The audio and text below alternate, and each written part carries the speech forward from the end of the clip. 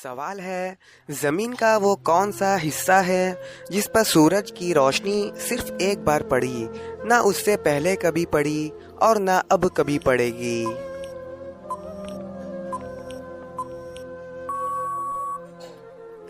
जवाब है, जहां हज़रत मूसा अलैहिस्सलाम ने दरिया में अपना असा मारा था और उसमें से 12 रास्ते पैदा हो गए थे। उस वक्त वहां सूरज की किरणें पड़ रही थीं। बाद में वो रास्ता दोबारा समुंदर में बदल गए। अगला सवाल, क्या आप जानते हैं किस नबी ने चांद के 2 टुकड़े किए?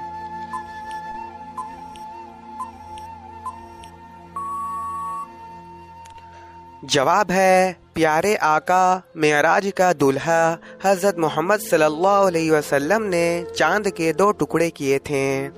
अगला सवाल, पानी ने लाश को कबूल करना कब से बंद कर दिया, जबकि पहले कोई पानी में गर्क होता तो उसकी लाश डूब जाया करती थी।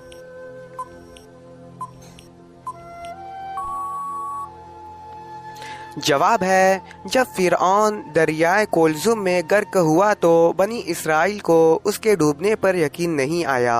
अल्लाह के हुक्म से पानी ने फ़िरऔन की लाश को साहिल दरिया पर फेंक दिया ताकि बनी इसराइल देखकर यकीन कर सकें।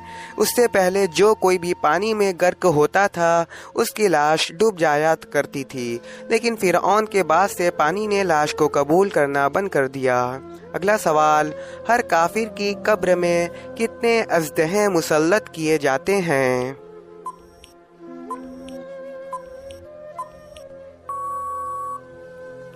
जवाब है, 99 अज़दहे। अगला सवाल, अर्श आज़म के कितने पर्दे हैं और अर्श के पाए कितने हैं?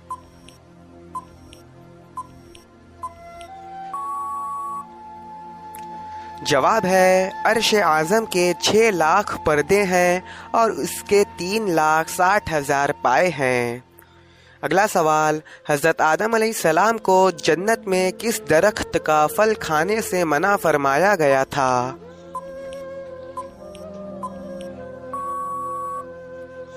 जवाब है, इस हवाले से मुख्तलिफ रिवायत आई है। पहला गंदम का दरख्त था, दूसरा इंजीर का दरख्त था, तीसरा अंगूर का दरख्त था और चौथा खजूर का दरख्त था। अगला सवाल, बताइए जन्नत के गेहूं का दाना कितना बड़ा था?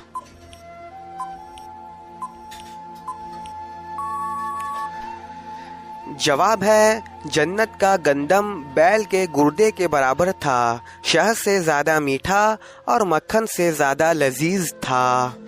अगला सवाल है, बताइए ज़मीन और आसमान से पहले किसकी पैदाइश हुई?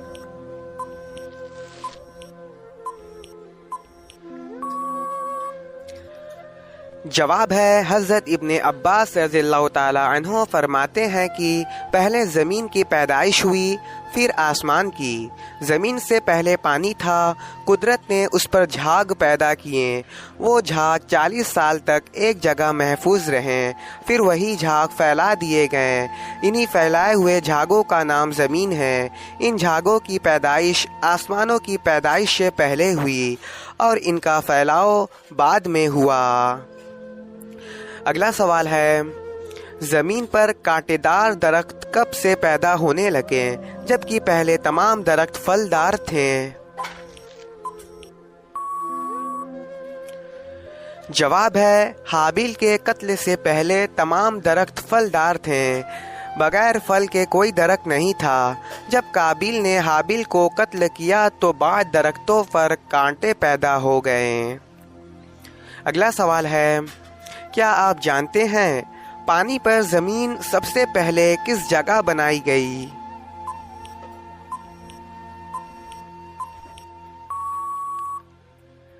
जवाब है, सबसे पहले पानी पर ज़मीन उस जगह बनाई गई जहां आज काबा शरीफ मौजूद है। अगला सवाल, नमरूद ने अपने ख्याल में आसमान वालों से लड़ने वालों के लिए जो इमारत बनवाई थी उसकी बुलंदी कितनी थी?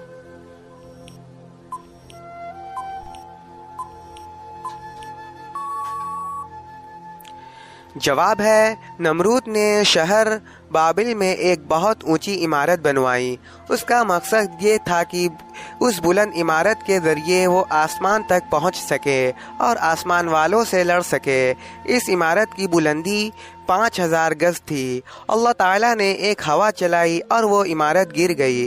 جب وہ عمارت گری تو لوگوں کی زبانیں گھبراہٹ سے بدل گئیں اور اسی دن سے لوگ 73 زبانیں بولنے لگے، جبکہ اس سے پہلے صرف ایک زبان سورین تھی۔ اگلا سوال، حضرت موسیٰ علیہ السلام نے جنت میں کتنی مدت گزاری ہے؟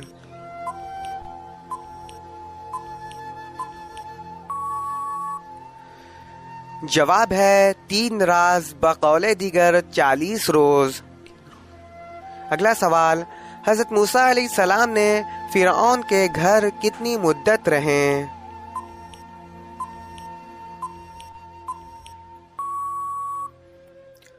جواب ہے، مفسرین نے کہا ہے کہ آپ فرعون کے گھر 30 سال رہیں۔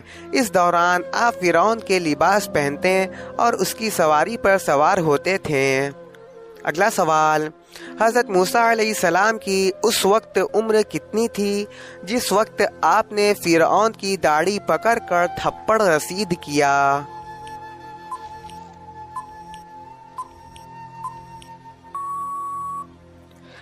جواب ہے، اس وقت آپ کی عمر شریف 30 سال تھی، جبکہ دوسری روایت میں ہے کہ اس وقت آپ کی عمر 4 سال تھی۔ آپ نے اس کی داڑھی پکڑ کر اتنی زور سے جھٹکا دیا کہ اس کے تمام اعضاء حرکت میں آ گئے۔ اگلا سوال ہے، آنکھ کا پھڑکنا کس چیز کی علامت ہے؟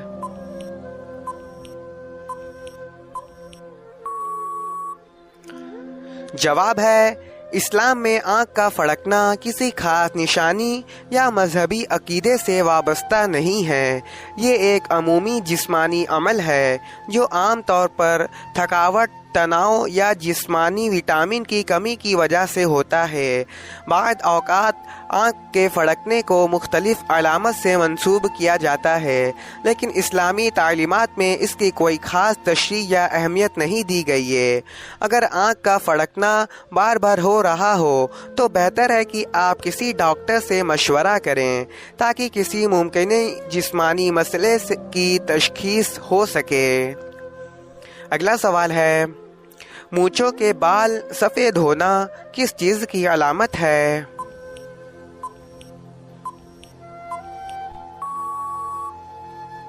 جواب ہے، شوگر کی۔ اگلا سوال ہے، حضرت ابوبکر صدیق رضی اللہ تعالی عنہ کی دور خلافت کتنے سال رہی؟